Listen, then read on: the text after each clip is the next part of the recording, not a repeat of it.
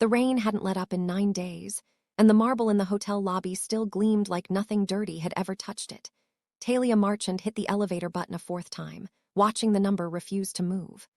Storm season had backed up every system in the building, and tonight it was the elevator's turn to fail her. Her badge read a name that wasn't hers. Amara. 3 months in, and she still flinched when someone said it to her face. The rules were simple. Never look a guest in the eye. Never speak first. Never explain yourself, just fix it and disappear. The elevator groaned open. She stepped in with her cart and with the small black notebook tucked against her spine, hidden under her uniform where no supervisor's eyes ever wandered. She hadn't meant to start the notebook. A date here. A room number there. She told herself it was nothing. She didn't let herself think too hard about why she kept writing it down anyway. The 17th floor was quiet in the way that costs money. She'd been told never to linger past a doorway. Tonight, she lingered. A service door at the end of the hall, never assigned to her, carried voices through the gap in the frame. A language she didn't understand. A man's tone she understood perfectly. The tone of someone used to being obeyed. She wrote down the time, the floor, the door. Then she moved on. She didn't see the small black dome above the doorframe track her the entire time. Choi Seung-ho watched the footage twice, pausing the 2nd time exactly where she stopped walking. She'd noticed something, weighed it, and only then decided what to do. Rare in this building. He asked for her badge number before he'd finished the thought. The file came back clean. Too clean. No photograph, and in a hotel that photographed every hire on day 1, that was its own confession. He didn't move that night. He watched. 3 nights later, he had his answer.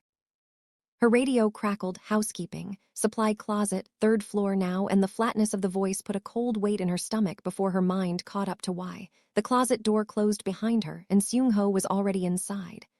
Been on the 17th floor twice this week, he said. Both times outside your rotation. She said nothing. I watched the footage twice. The first time I thought you were lost. The second time I understood you weren't. He stepped closer, close enough that the small room seemed to shrink around the two of them. I'm not going to ask who you are. Your badge already lied to me once. What I want to know is what you're writing down, and who for. She reached beneath her shirt and pulled out the notebook, slow enough that he could stop her if he wanted to. Read it, she said. Before you decide what I am. He took it. Their fingers brushed, and neither of them pulled away first. A half-second longer than it needed to be, long enough that she felt it in her chest before she understood why. If you're new to this story tonight, welcome. And if you've been with it from the start, good to have you back. Drop where you're watching from in the comments. We love seeing how far this one travels. If slow burns like this are your thing, a like and a subscribe helps more than you'd think. Now back to the closet, because what's written on page 3 is about to change everything. He flipped to page 3 and went still, in a way that had nothing to do with control. Where did you get this name? She didn't answer. The radio crackled again, sharper. He was needed in the East Wing. He closed the notebook. He didn't hand it back. Go back to your room tonight, he said, low enough that it landed somewhere closer to her skin than her ears. Not until I come find you. Then he was gone, and she stood alone in the buzzing light, understanding she just handed the one man in this building with the power to bury her the exact thing that could do it. By morning, nothing had happened. At 10:40, a card slid under her door. One line, executive lounge, service entrance. Tonight after close, the lounge after close was a different building, dimmed, unattended, rain streaking the glass. Her notebook sat closed on the bar beside a drink he hadn't touched. You could have reported me, she said. I considered it, for exactly as long as it took to finish page 3. What's on page 3? A name I've been building a file on for 2 years, when you wrote down without knowing what it meant. You've been investigating your own hotel. People who own it, he corrected. The hotel is incidental, a very expensive place to launder things that shouldn't exist. Do you care what happens to me? She asked, sharper than she meant, something underneath the words she wasn't ready to name yet. Years ago, someone I loved noticed something in this building she wasn't supposed to notice, he said. She didn't have a notebook. She didn't have anyone to hand it to. She just disappeared. Talia went still, understanding exactly how much danger she was standing inside. Spent 2 years accepting nothing, he said, quietly. From the one position that lets me watch everything without anyone asking why. Now you've got someone else's notebook lining up with 2 years of your own. I have to decide if that's dangerous or useful. Which is it? Something moved at the edge of his mouth, and for the first time she saw it wasn't only control holding his face still, it was restraint, deliberate, aimed at something he hadn't decided to let out yet. "I haven't decided," he said. "I don't like deciding things quickly. Especially not about you." The word landed and sat there, unclaimed, neither of them reaching to explain it. Over the following nights, an arrangement formed without either nomming it. He fed her fragments, a name attached to a room, a date attached to a disappearance. She noticed he remembered her coffee order after hearing it once.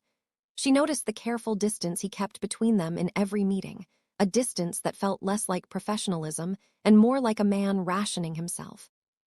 She started noticing herself doing the same thing, standing a half step closer than the conversation required, finding reasons to stay 5 minutes longer than the information demanded.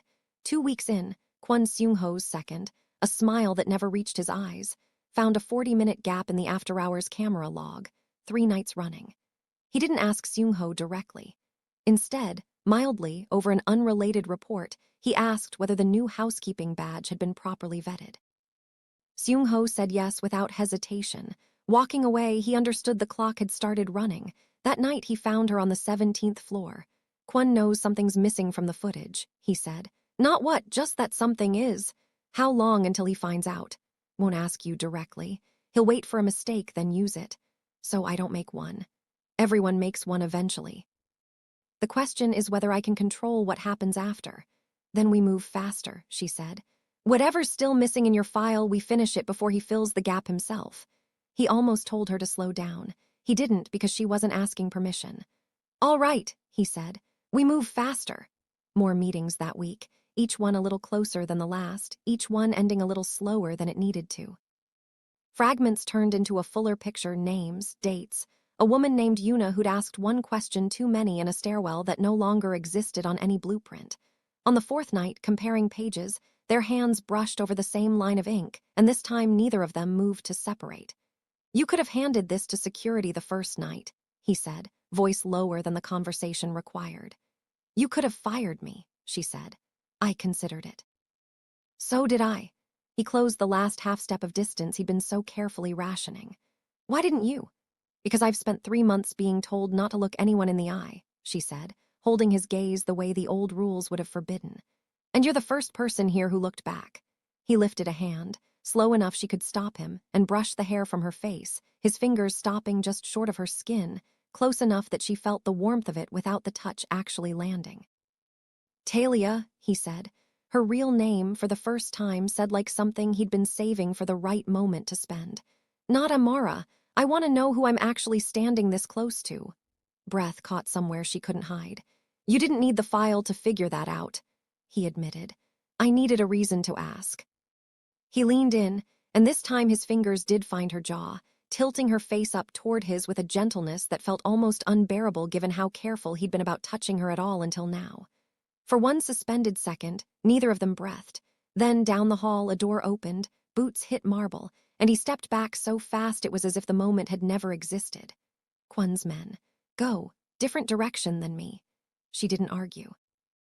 But walking away, her pulse refusing to slow, she understood this had stopped being only about the notebook several nights ago, and that whatever almost happened in that hallway was going to sit under her skin far longer than the danger would. 2 days passed with no word. On the 3rd, she was summoned directly by the floor manager. Management wanted her file reviewed in person. She was led past the 17th floor entirely, into territory she'd never cleaned. Kwon was waiting alone, a folder open on the desk. "Sit," he said. "I think it's time we talked about who you actually are." He tapped the folder without opening it. "Amara Whitfield, Houston, culinary school unfinished. No photograph on file, unusual for someone hired 11 weeks ago." "I don't have anything to hide," she said. He turned a page, a grainy still, time-stamped, her outline at the 17th floor hallway. "Cameras in this hotel malfunction conveniently whenever you're near Mr. Choi. I don't control the cameras. But someone does. I wonder why anyone would spend that effort protecting a housekeeper." She said nothing. "Give you a chance most people in your position don't get," Kwon said. "Tell me what he's told you. I'll make sure whatever happens next is quick." "Don't know anything," she said. "I clean rooms. I don't ask questions about management." He studied her a long moment. "Rehearsed." Careful, almost convincing. He stood, buttoning his jacket. Go back to your floor, think carefully about what you just told me. Next time I won't be asking politely. She walked out steady, and only alone in a different closet did her hands finally shake. She breathed until they settled and made a decision. She wasn't waiting for him to find her this time. She found him in the maintenance stairwell an hour later. Kwon called me in, she said. He knows about the cameras. He doesn't have proof. Just needs an excuse. What did you tell him? Nothing. He's not going to stop asking. Seung-ho exhaled, the first unguarded gesture she'd seen from him. I should have pulled you out the moment I read that notebook. I let this go too far because... He stopped himself, jaw tightening around the rest of the sentence. Because what? She pressed, stepping close enough that stopping wasn't an option anymore. Because I didn't want to stop, he said, quiet, almost angry at himself. Not the investigation. I didn't want to stop finding reasons to be in a room with you. Confession landed heavier than either of them expected, filling the narrow stairwell like something physical. There's a way to finish this faster, he said, recovering, though his voice hadn't fully returned to its usual control. A vault on the 20th floor. Everything Kwon and the people above him don't want written down goes there. If we get in, we don't need fragments anymore. We have everything. If we're caught. Then Kwon won't need proof. He'll have it. When? Tomorrow night, before he moves first. He took her hand, lacing his fingers through hers with a deliberateness that felt like a vow rather than a comfort. If this goes wrong, she said, I need you to know I don't regret handing you that notebook. If this goes wrong, he said, I need you to know I was never going to let Kwon decide what happened to you. Whatever I feel for you, that part was never in question.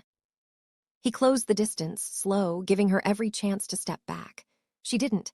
His hand found her jaw, his thumb tracing along her cheekbone with a tenderness that undid the last of her composure. She felt herself lean into it before she decided to, then a door slammed above them, boots on the landing, and they broke apart before either of them found out how far that moment would have gone. Go. 20th floor tomorrow night. Don't be late and don't be seen. Kwon spent the next day making calls she wasn't privy to. He placed one to a contact 3 levels above Seung-ho, a name that ended conversations rather than started them. Think we have a leak, he said. I think Choi Seung-ho has been building something for longer than any of us realized. Silence, then. Prove it, and bring me both of them. Night came abruptly, the way it always did in storm season. Talia met Seung-ho 2 floors below the 20th, and for a moment before either of them spoke, he simply looked at her, the way a man looks at something he's trying to memorize in case tonight goes wrong. Cameras are down 40 minutes, he said. After that, I can't promise anything. The vault door was unmarked. He used a keycard she hadn't seen him carry before, hesitating a beat too long before swiping it, inside. Filing cabinets, a humming server rack, no windows. 2 years and I've never actually been inside, he said. How did you get the card? I didn't. Yuna did. She never got the chance to use it. They worked fast. 12 minutes in, Talia found a ledger with a name from her own notebook, a room number from the first night. This connects to the men I heard speaking Korean, she said. He read over her shoulder, jaw hardening, close enough now that she felt his breath at her ear. This isn't just laundering. This is a record of who's been paid to look away from something bigger, and it's still happening. Radio crackled, Kwon calm, almost pleasant. Seung-ho. I know exactly where you are. Come out on your own terms before I decide what your terms are for you. Seung-ho moved fast toward a panel in the far wall. Second exit, service shaft out near laundry. Take the camera, go. Without you. If we're both caught, everything we found dies with us. If you get out, it survives. That's not your decision alone. It's the one that keeps you alive long enough to argue with me about it later. He pulled her against him and kissed her. Not the careful, rationed restraint of the past 2 weeks, but something that broke loose all at once, his hand cradling the back of her head like he was afraid this would be the only time he got to. She kissed him back with everything she'd been holding since the closet, since the stairwell, since every half step of distance he'd forced between them out of duty instead of want. When he finally pulled back, his forehead rested against hers for one stolen second before control slid back over his face. Go. Now. She dropped into the shaft as Kwon's men reached the vault door. The last thing she heard was Seung-ho's voice, calm, greeting Kwon like a man with nothing to hide. The shaft was tight, metal ribbing at her shoulders. She counted rungs instead of picturing him surrounded, the taste of that kiss still on her mouth like something she refused to let the fear wash away. She came out gasping behind the laundry facility, gave herself 4 seconds to shake, then moved. She skipped the dormitory, the first place anyone would look, and slipped past a tired dock supervisor, out into the rain, blocks clear of the hotel before she stopped to look at what she'd risked everything for, 43 photographed pages. Ledgers stretching back nearly 5 years. One name repeated across a dozen entries, Yuna. She thought about Seung-ho, still inside, facing a man whose smile never reached his eyes. She wasn't running. Not until she knew if he was alive to run to. Inside the vault, Kwon stood with 3 men fanned out behind him. "Where is she?" "Don't know what you're referring to," Seung-ho said. "Standing in a room that doesn't exist. Records gone. A camera outage that covers you. A housekeeper who keeps appearing wherever you do. Coincidence. Careful men make one mistake eventually. Yours just walked out with a camera full of exactly the proof that gets people like us disappeared." "I don't know where she is," Seung-ho said. "I told her to run. I don't control where people run when they're afraid." Kwon tilted his head. "You're in love with her. That's unfortunate for both of you, because now I don't need the files to justify what happens next. I just need you." He nodded once. His men closed in. Talia stood under a pharmacy awning, camera against her chest, and pulled out a prepaid phone. 4 rings. A voice picked up, unfamiliar, low, careful. "Who told you to call this number?" Seung-ho did. "He said if everything went wrong, I should call it." A pause. "Everything's gone wrong then. And I don't know if he's still alive. Me where you're standing. Don't move until I get there." A gray hatchback pulled up 11 minutes later. Woman in her 50s, tired and weathered, lowered the window halfway. "Get in. Keep that camera against your body like it's part of you." "Are you?" Talia asked once they were moving. Someone who owed Seung-ho a debt he never tried to collect. What matters is what's on that camera and whether he's still breathing. "You knew Yuna." "I found her badge," the woman said. "In a stairwell that got sealed off within a week. No funeral, no explanation." "Then we make sure this doesn't stay quiet," Talia said. "That's exactly what he said to me 2 years ago." They reached a modest apartment 3 neighborhoods over. 3 locks turned behind them. "We wait here until I know what's happened to him," the woman said. 4 hours passed. Then the woman's phone buzzed once. Her face changed before she said a word. "He's alive," she said. "But Kwon didn't take him to security, somewhere off the record entirely." "Where?" "I don't know yet."